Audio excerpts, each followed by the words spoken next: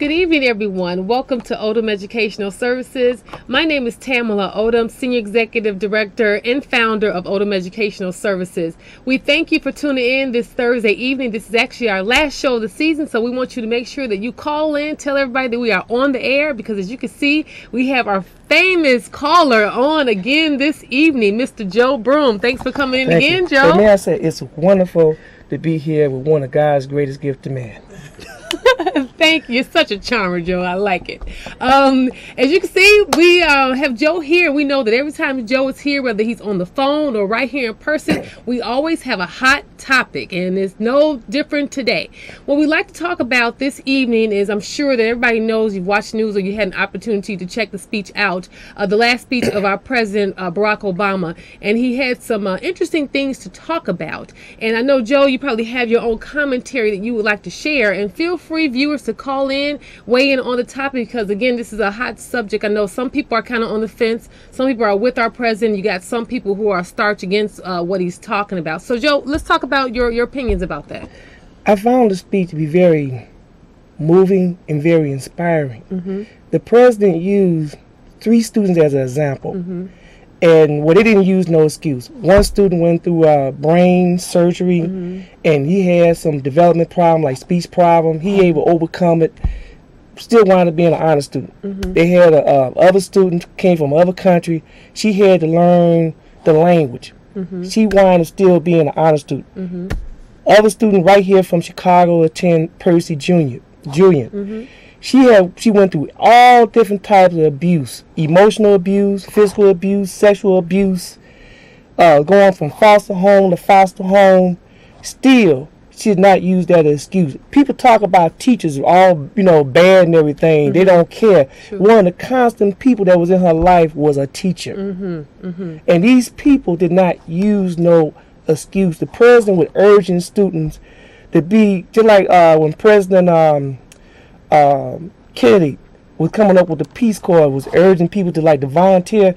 He's urging students to be much more involved in their education. Mm-hmm. And where I read it was, the new currency is going to be education. Mm-hmm. And if you don't have that currency, you won't be able to buy nothing. Okay. And you got to have much more than just F&A. Mm-hmm. Mm-hmm. You know what F&A is, don't you? What's F&A? Face and ass. Oh, wow. Okay. That's truly important. Even now, it's very important to have more to offer. You got to have, I like to call it more than just beauty brains. Would you agree? I agree with that. Okay. There is no more excuses. People want to keep on saying excuses, especially here in the city of Chicago. Mm-hmm. A student really have the opportunity to be a scholar. Mm-hmm. Because if you look in the city of Chicago, we have the best libraries in the world. Mm-hmm. We got other countries that come here to look at our libraries. We even have private libraries that access to the public. We got all different types of archives. Mm-hmm. That's we go to Time Life magazine, mm-hmm. where you go to Tribune, where you can go to the Chicago Defender. All these places open to the public. Mm-hmm. I mean, we got all these Wi-Fi places where you mm-hmm. can take a computer, where you can go to Starbucks or Dunkin' Donuts, mm-hmm. and you have access to all kinds of information. Mm-hmm. We got all different types of support that can help a student. There's no more, like if you're having a problem in school, like I was talking about in terms of software, mm-hmm. you can go to the library and get free support in terms of things that can help you with math, English. There's no more excuses no more. But let me challenge you on that a little bit, Joe, because you're right. We have those resources available to our students and whomever else would like to use them. But what is the sense of having them when they don't know how to use them? That's why it's important with our education, our school systems. We've already said that the Chicago public school systems have overall failed our youth, right? You know what? I won't disagree with that statement. Okay. We got the magnet schools. Okay. Okay? Mm-hmm. All you have to do is meet the standard to get in that school. We got some of the best private schools in the country right mm-hmm. here. Now, people from the suburbs come to Chicago, or they try to get in. Matter of fact, I know some people that from the suburbs go to some of the magnet schools, Sure. or go to some of the private schools. So we got some of the best schools here. The parent, the one got to be able to navigate through that. Okay. If you could take the time and the effort like you do to research to buy a car or get an apartment, if you use that same effort, you can make sure your child get a quality education. There's no more excuses. No more excuses. All right. Let's see what our callers have to say, Joe.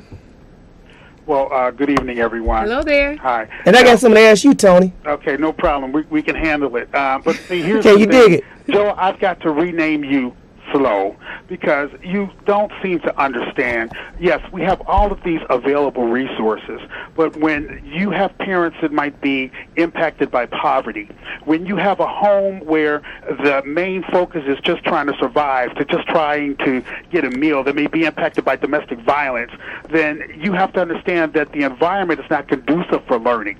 So you should be a little more sensitive because we have to intervene in the lives of these kids. We have to partner them up with mentors. We have to develop programs so that we can lead them and proctor them in the right directions in order for them to just have the mindset that we can create a learning foundation in. And you seem to ignore that. And I'm just wondering, why is that, Joe? Tony, okay, are you ready? Are you sitting back? Now, I didn't interrupt you while you were speaking. I'm not going to interrupt you either. Tony, we have children that come to our country from third world countries, and they sit down. They may not have no more than a bench, maybe a chalkboard, and maybe they have to one of them guys share 5 books. Now they come here from that type of environment. They come here to our country, and first of all they do emphasize that core curriculum. And I'm talking about students. I'm talking about those students that come here. They can wind up going to St. Ignatius. They can wind up going to Walter Payton and Whitney Young. They don't use that as no excuse, whatever. And like the 3 students that I gave example that the president used, if you are poor, the one thing that can lift you out of poverty is a good education. And it should be more important for you to stress to get an education. So you cannot use that as an excuse because I'm poor, whatever. Because other countries, people got to pay for education. You can wind up going to a school for free. Now, come on, Tony. Okay, let me respond to that. First of all, I think that when you term the reasons why the reasons why our students are impacted, when you term those reasons excuses, then it tends to blind you to the reality of their existence. And the reality of many of these young kids' existence is that they have parents that might be impacted by poverty, by addiction, by all of the reasons. Put it this way. Or let me use this as an aside to what I'm saying. At one point in time, Chicago had the most people that lived in public housing in the United States. So when we had all of the high projects and all of the Robert Taylor homes, we had more people in public housing. So we had a huge underclass of people that didn't have education, that didn't have opportunities, that were systematically impacted by their existence. So then you say to these individuals that Tony, education should be more important. I'll wrap this up quickly. It should be more important. It should be just like. But you're not. It should be like air to you. Let me make this point, then because you're on the show, you can respond. And I agree with you about education as a vehicle to lift the middle class up.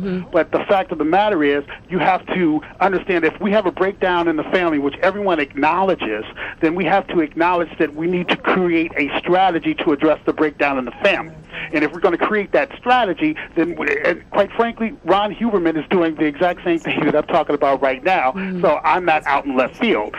We need to try and develop the mechanisms to take the at-risk youth, which quite frankly is almost all of the kids in the Chicago public school system, and try to marry them to vehicles that will help them succeed, because we've been doing it the same way for decades and it's not working. Can I ask you a question, Tony? Einstein said, and this is my final comment, that if you keep doing something the same way, hoping for a different result, you're insane. Right. We have to stop being insane, and we have to address an unpleasant reality, and then we have to deal with it. Now I'll sit back and I'll listen. Tony, I want to ask you. Tony. I want to ask you something, Tony.